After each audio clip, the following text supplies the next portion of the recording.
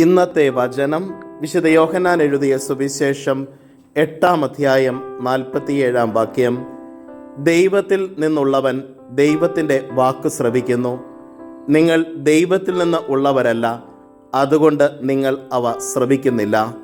കാരുണ്യവാനും സ്നേഹനിധിയുമായ നല്ല ദൈവമേ, അങ്ങേ തിരുസന്നിധിയിൽ ഞങ്ങളുടെ എല്ലാ പ്രാർത്ഥനകളെയും ചേർത്ത് വയ്ക്കുന്നു. ഈശോനാഥ, അനുനിമിഷം ദൈവവചനം ശ്രവിക്കുവാൻ, ദൈവവചനം എന്നോട് അരുളി ചെയ്യുന്നതിനെ മനസ്സിലാക്കുവാനും അതനുസരിച്ച് ജീവിതത്തെ ക്രമപ്പെടുത്തുവാനും കൃപയും അനുഗ്രഹവും എനിക്ക് നൽകണമേ. അമ്മേ മാതാവേ, എനിക്ക് വേണ്ടി മാധ്യസ്ഥം യാചിക്കണമേ.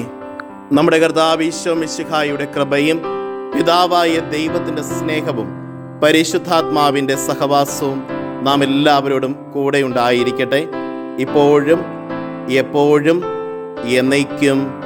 ആമേൻ. ഇന്നത്തെ നിയോഗം: വചനം പഠിക്കുവാനുള്ള കൃപയ്ക്ക് വേണ്ടി പ്രാർത്ഥിക്കുകയും പരിശ്രമിക്കുകയും ചെയ്യാം.